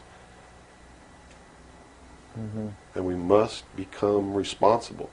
If each individual on this earth learned to walk in a divine state of grace, responsible for themselves, their family, their city, their state, their country, and for the world, And to the laws of nature? and to the laws of nature, and actively participate in solving the problems of yourself, your family, your city, your state, your country, and the world, there could never be a group of men meeting behind closed doors in secret that could ever control anybody. But by abdicating responsibility, by not walking in that divine state of grace, makes possible anyone meeting behind closed doors to bring about the world that they want. And the world that they want may not be the world that you want, or that I want, or that these people watching might want. Mm-hmm. If you don't participate, you can't complain. If you don't help cook the meal, you got no right to bitch about it. You got to sit down and eat what's put on your plate. Mm-hmm. If you don't like that, then you should have been in the kitchen helping to prepare the meal, helping to plan it, helping to prepare it, helping to serve it.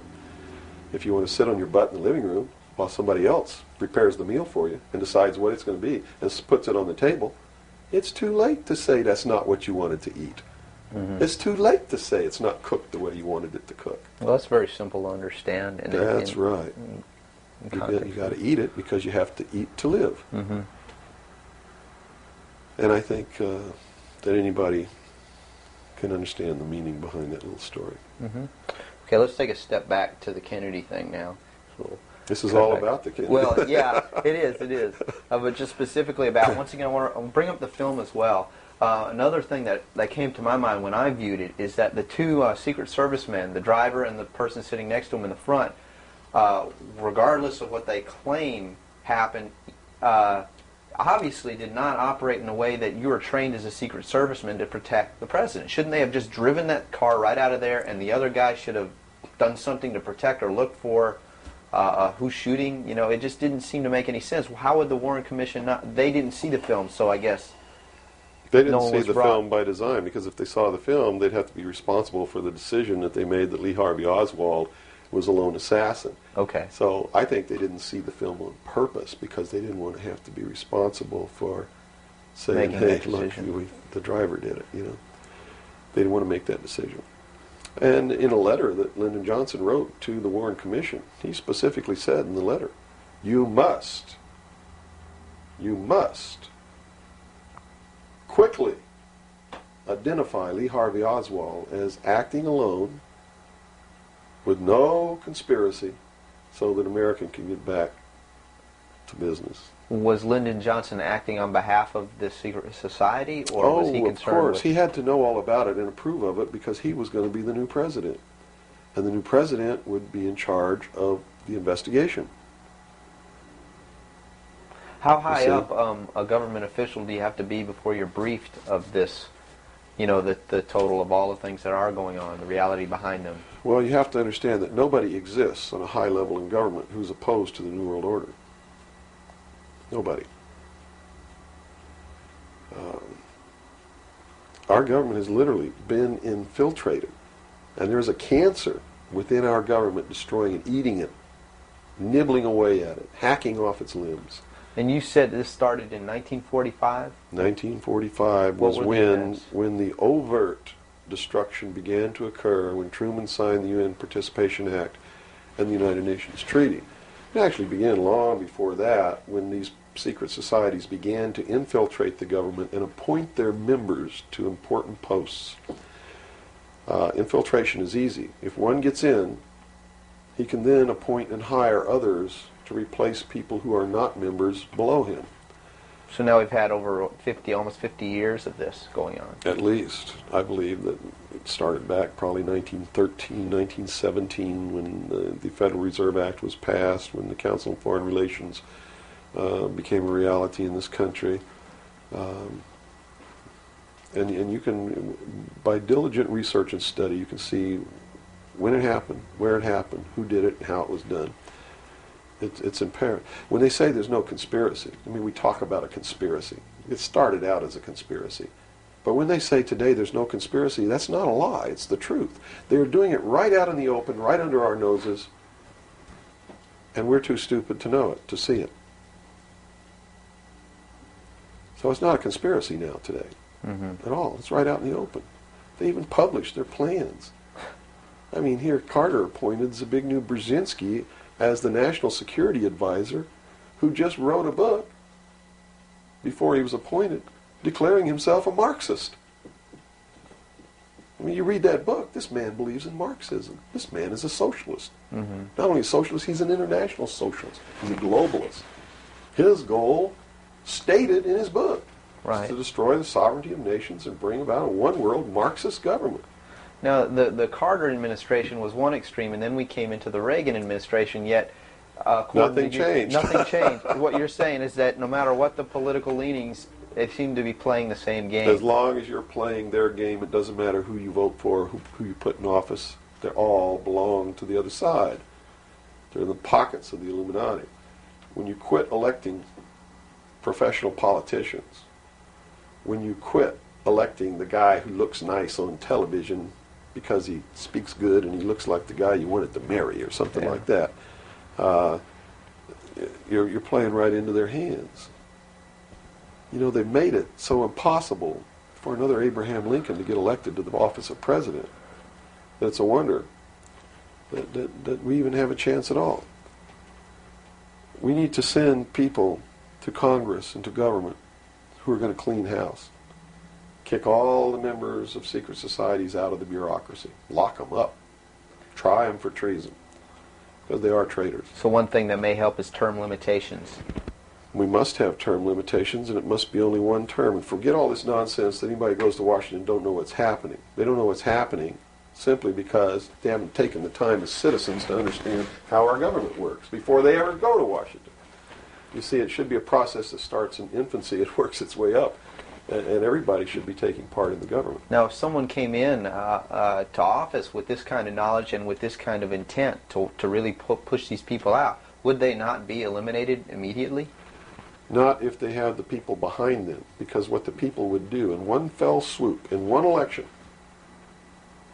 would elect people who've never served in government before, kick the incumbents out, send citizens to Washington.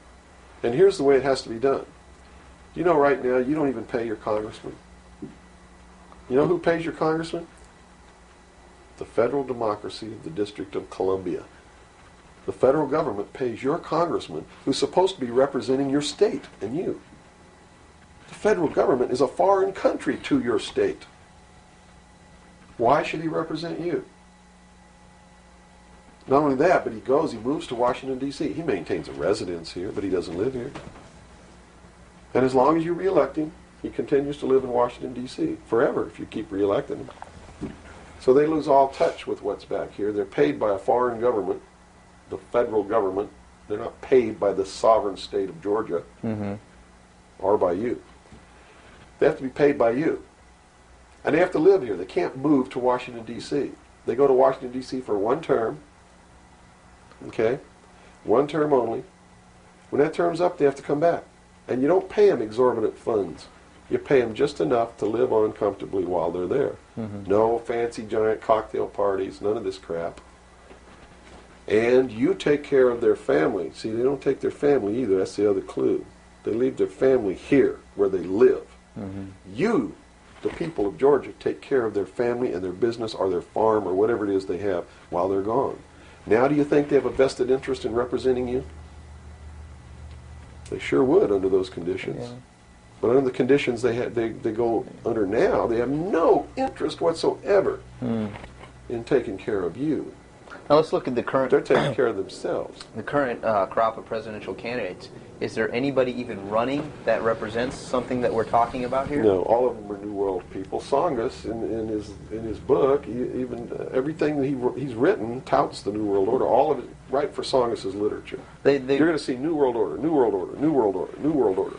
Clinton, the governor of Georgia, was selected in 1991 by the Bilderberg. Governor of Arkansas was selected in 1991 by the Bilderberg Group in Baden-Baden, Germany, to be the new president of the United States. Remember what happened to Gary Hart?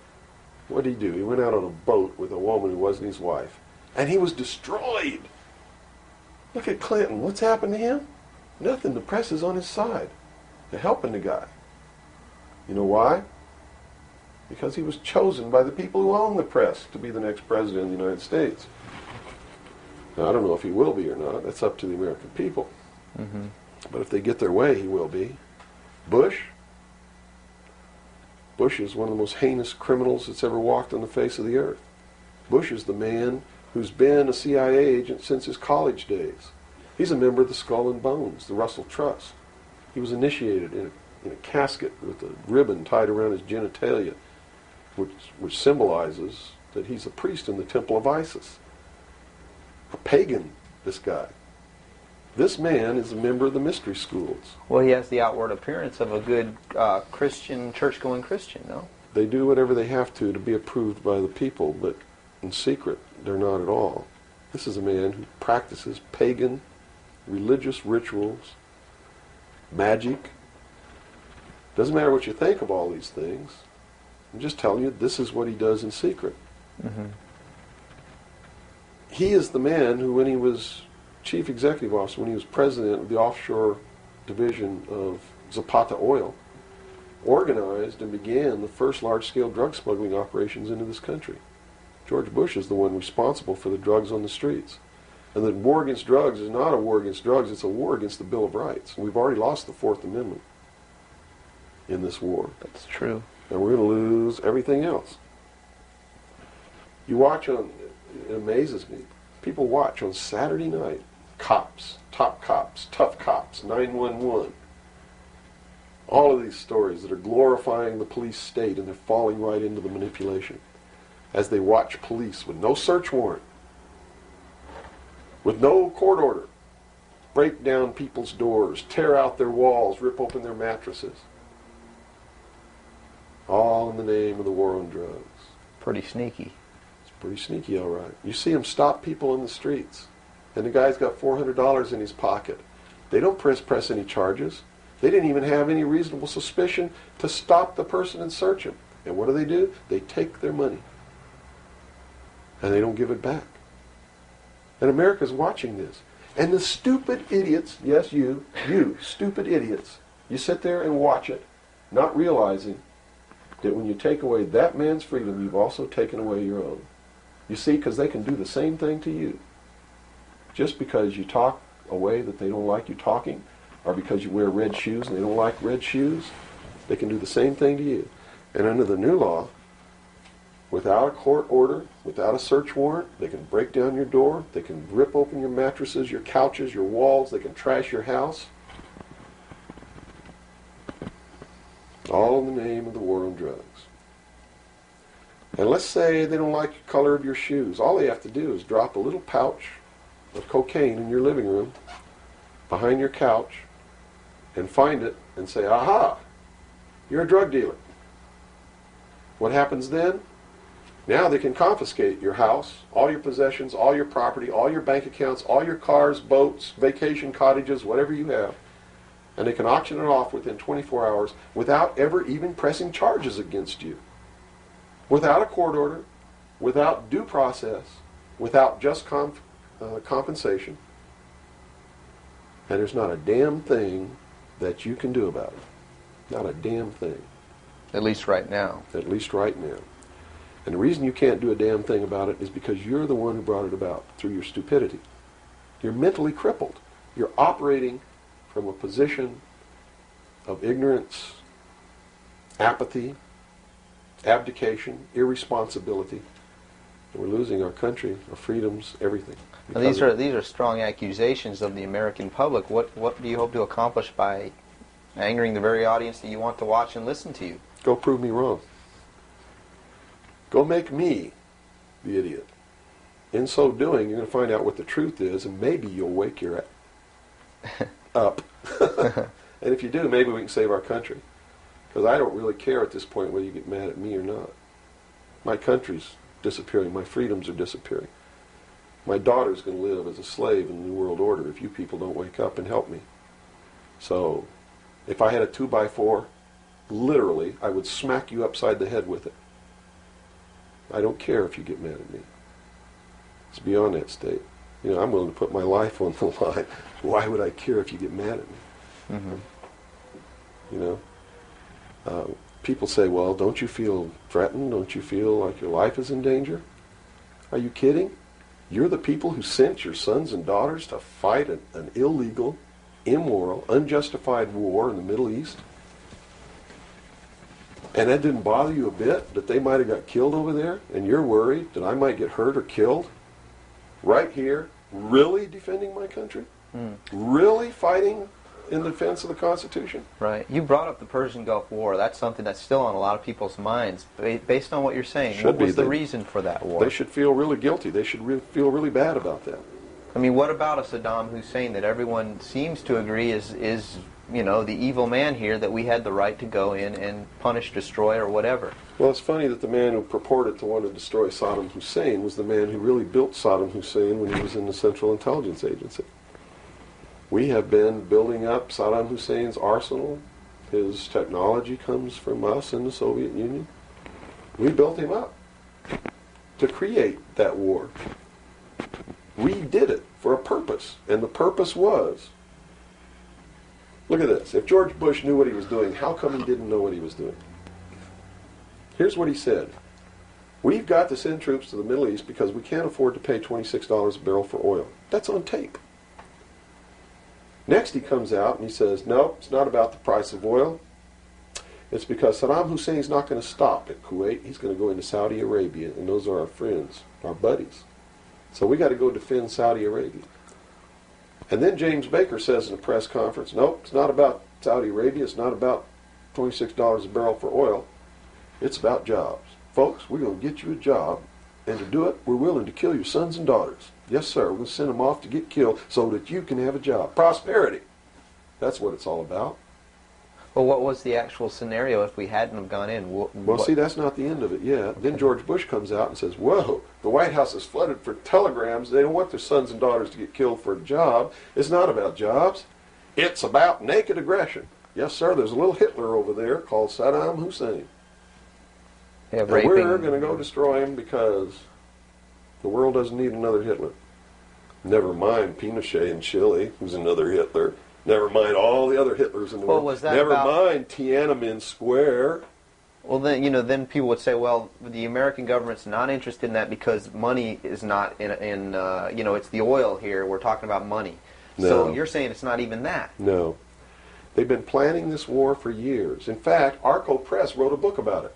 The name of the book is Rapid Deployment Forces. It was published in 1985. It names Kuwait as the country. It talks about Operation Bright Star, where they've been practicing the war every year since the early 80s. Sending troops over there practicing the war. Liberating Kuwait. It's even named in the book. The whole thing was spelled out years ago. what it was all about was to establish the New World Order. You see, because for the first time in the history of the world, it's established the legal international precedent that the United Nations could pass a resolution and send its police force to enforce that resolution, and that the member nations would have to pay for that action. And George Bush said it very clearly, but nobody was listening, when he said, no longer will any nation stand against a world united. And with that action, he established the legal foundation in international law that the United Nations is now legally and overtly the one world government, and that the United States military forces and the other forces that were sent by other countries were established as the one world police force under the United Nations. Have you seen the new Air Force uniforms yet? Nowhere on them does it say United States or U.S. They are United Nations uniforms. Go look at them. What role in the Middle East, again, does Israel play in this? Israel was created as the instrument to bring about the Battle of Armageddon and the fulfillment of prophecy, a war that will be so terrible, where nuclear weapons will be used, so that the American citizens and the other people in the world will get down on their knees and beg for no more war. And what is the answer to that? They're going to be told the only way we can guarantee no more war is if we destroy the sovereignty of nations and we come together as one humanity in a one world government. Right. Now I'm telling you, unless the American people wake up and stop it, starting in about 1996, the Battle of Armageddon will become a reality. Not because two nations got mad at each other and decided to fight, and that's why Saddam Hussein was not destroyed. He will be the instrument that will bring that to pass. Right. Yeah, they purposely did not go in and do that. Saddam Hussein will be portrayed as the Antichrist. Babylon is in Iraq. Read the book of Revelations. Whether you believe in the book or not, read it, because the men who are bringing this about are using it as their script. Well, the UN did indeed charter Israel as a sovereign nation. They were the ones who created this state. That is correct. It was really created by Great Britain and the United States, with the United States being the major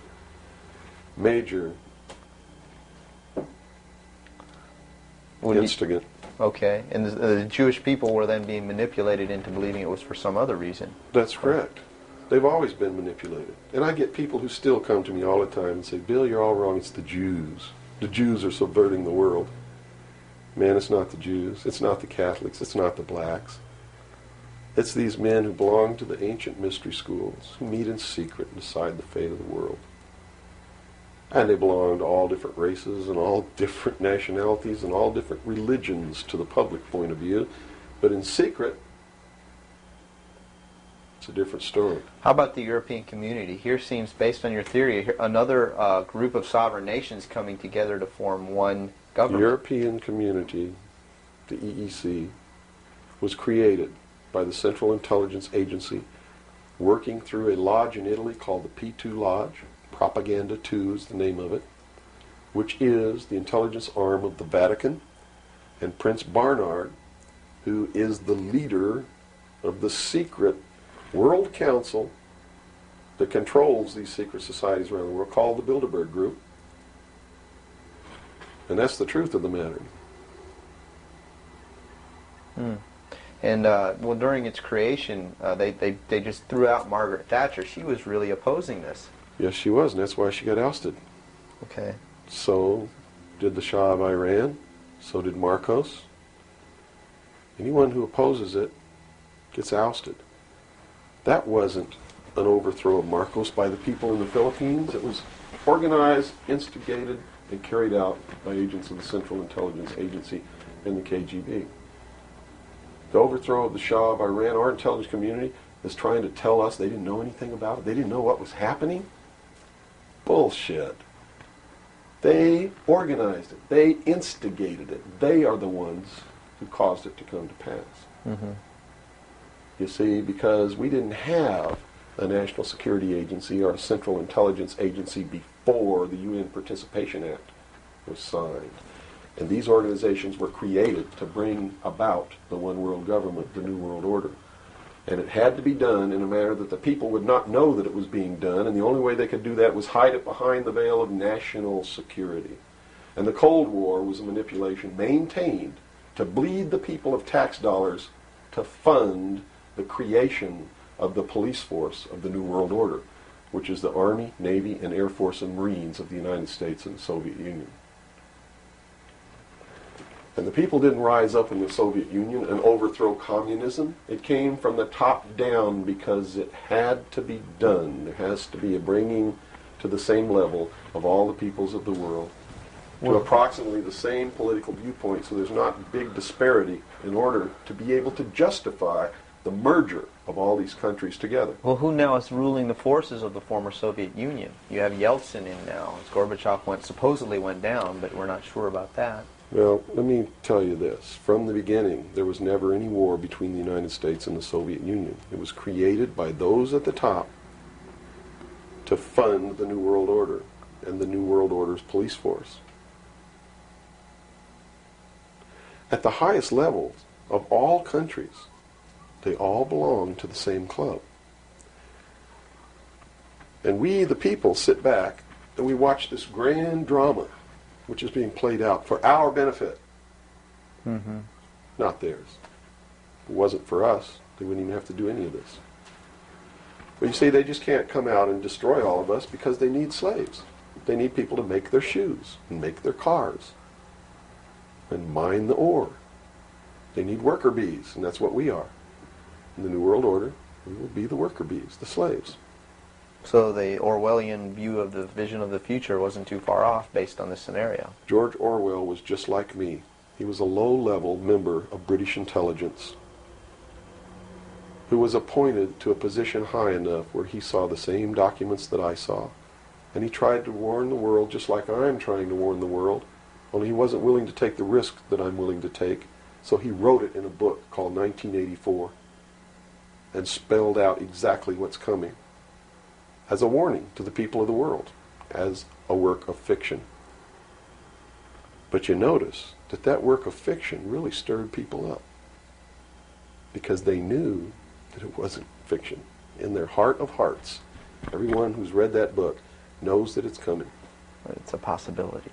Most people won't recognize it overtly or publicly, because then, if they recognize it, they have to be responsible to do something about it, and that's what every one of you have been resisting all your life, is being responsible to do something about it, to get involved. That's why you'll walk away from a girl being raped on the street by a gang of thugs rather than go and try to help her. And I'm not talking to all of you. I know there's some of you out there just like me, but most of you are just exactly what I've just described. Most people are no better than animals who do not have intelligence because they don't use their intelligence. And to these men who control things behind the scenes, you are stakes on the table by choice and consent, and will always be ruled and manipulated and enslaved by people who do use their brains. As long as we're debunking some myths, because it's putting pieces of this puzzle together, I think, for a lot of people that may be watching. The hostage situation in Iran that got Carter out of office, is this another orchestration? And if so, how does it fit into the October surprise is no myth. There was a deal made. There was a deal made at the highest levels to keep the hostages until after Reagan was elected.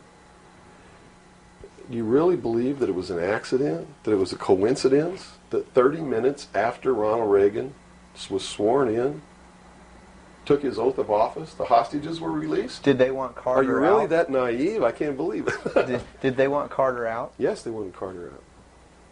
They wanted Carter out. He wouldn't play by the rules? Or what was I don't know why they wanted him out, but they wanted him out. Carter was ineffective. He did not have the support of all the American people. They need people who can manipulate the American people so that they have their support. My message is to you is don't support anybody unless they're doing what we know to be right. Don't believe them. Don't fall for the manipulations. Double check everything they say.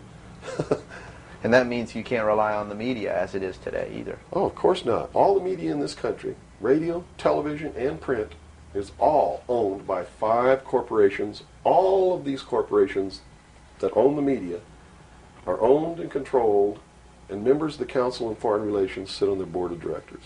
Can you name those 5 corporations? Is that Not off the top of my head. Okay. I could try, but I don't want to take a chance on being inaccurate. But you can trace that yourself. okay? Remember, if you go down and you trace the ownership of a station or a newspaper, and you get to a corporation, remember that somebody owns that corporation, and it's usually another corporation. But when you trace the interlocking of all these things, when you get to the top, there's 5. And all journalists know that there's some things you don't write about, and you don't talk about, because you'll lose your job. And that's where the control is. And that's why they pay anchormen like Dan Rather $2 million a year, because he doesn't question them. He knows that if he goes against them, he's going to lose $2 million a year. Do you think a man that looks pretty and sits in front of a TV camera for the 6 o'clock news is worth $2 million a year? No way. I don't care how long he works, and I don't care what he does. There is no job worth $2 million a year. That's why they pay athletes these fantastic salaries. I was listening to the radio the other day. They just contracted to pay one player on one team $6 million a year. Can you believe this? And why is that? It's the Roman circus. What does the emperor do when the people become restive, and when the people are asking questions, and when the people don't like the policies of the emperor? He sends them to the circus. He creates a circus. He builds a giant coliseum. And he begins to throw the Christians to the lions. And he has great chariot races and football games and basketball games, all to keep the idiots preoccupied with things that don't mean anything in the scheme of the entire world, so that they don't have the time to learn what the truth is, so they don't ever get smart enough to learn how they're being manipulated, so they don't ever question the emperor. That's why they pay a player on a football team or a baseball team $1 million or $2 million or $3 million a year. It is the Roman circus. I know men who don't know anything in the world except who plays third base for the Mets. And they think that's a great accomplishment. And they meet and pat each other on the back and bond and go have cocktails and talk about what this guy that plays third base for the Mets did in last night's game. It's sad. It's really sad. Is there any room in a kind of society where these manipulations are not taking place for this type of entertainment, or any type of entertainment at all? If people understand that a game is a game, if people understand that nobody, no matter what they do, is worth paying $2 or $3 million a year for, people should be able to get rich if they want to, by the sweat of their individual labor. Okay? By going out and doing something for the world. Not by taking people's minds away from the emperor. It's a game. Football's a game. Football's a game. But let me tell you something. When 150 of the most powerful men and women in the world can meet in secret in Baden-Baden, Germany, and plot the fate of billions, and nobody even cares about it, but 6 football players go to lunch together, and it's in the headlines across the country, you have a reflection of the society in which that exists. And it is a sick society that is doomed to self-destruction. So based on that scenario, there's some truth into what these men are looking at. Absolutely, and that's what makes me so sick, is that I'm trying to wake up a people who on a daily basis are proving the ones that I'm warning them about to be right. Well, so that even though a minority, there are people out there that you recognize are awake to this, if they don't do something about it, they will lose that ability to be free in that way. That's correct. Whether they might think, well, I don't need to worry about it because I know what I know and I'm fine. That's it doesn't right. work that way. There's a connection here to everything. That is correct. That is absolutely correct. A nation of people who are willing to send their sons and daughters that they profess that they love to a foreign country to die, and they use the excuse to themselves that they're sending them off to defend our country, and they know damn well that's a lie, are doomed. It's funny, there's a parable, you said Ben Franklin earlier was even a part of this. Yes. A parable of Ben Franklin, I don't know if you're familiar with it. He paid too much for the whistle. He came up when he was a young boy. Are you familiar with that parable? No, go ahead. When he was a young boy, he was given an allowance. And, it was a decent amount of allowance. And he was going to the store to get a toy. He was very excited about that. And along the way, he met some boys who had this whistle. And he saw that, and he saw the little boys blowing this whistle, and he thought, wow, the greatest whistle. This is the greatest toy. He really wanted this thing. So without asking, he gave all his money away, to these boys for this whistle. And he went home, and sure enough, he got very bored with it, and he had no more money to buy something that was really, worthwhile to him. Sure. And so from that point on, he had a saying that said, don't pay too much for the whistle. And I think somehow that relates here. He's also the one, when the Constitutional Convention was finished, when they wrote the Constitution and signed it, when it had been signed, he walked out the doors. Someone outside, I forget who it was, I believe it was a reporter for one of the newspapers in the 13 colonies, asked him, said, "What have you wrought, Ben?" Ben looked at him and he said, "A republic, if you can keep it."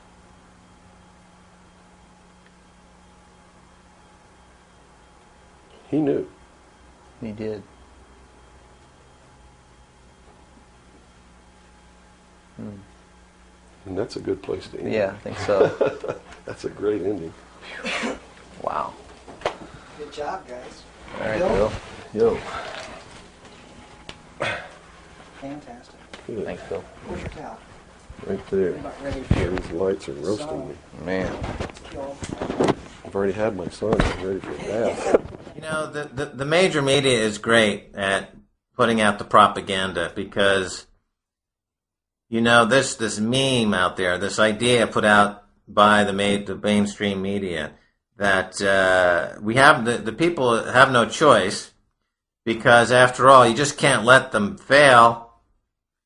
The government has to bail them out because it would be much worse to just let them fail.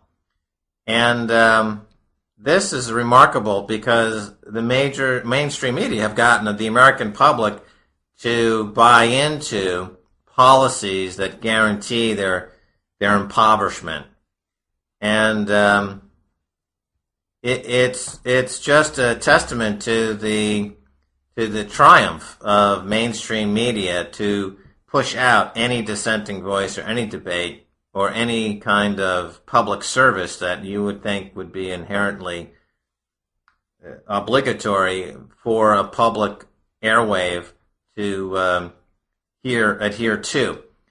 They've been, the public airwaves, which started out as a public utility more or less, have been, of course, co-opted by the corporate agenda, and now serve purely at the behest of the propaganda meisters in Washington and in the banking system, who put out these ridiculous, these ludicrous ideas that, we just can't let them fail.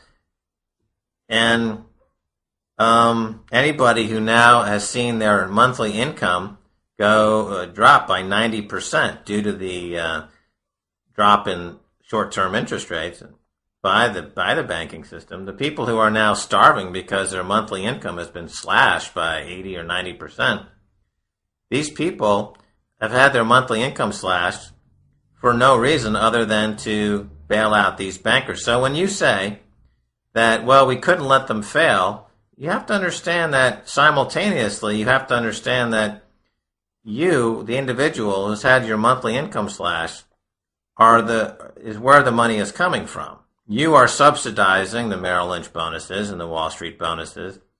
And not only have you had your money stolen, but then you turn around and defend the crooks.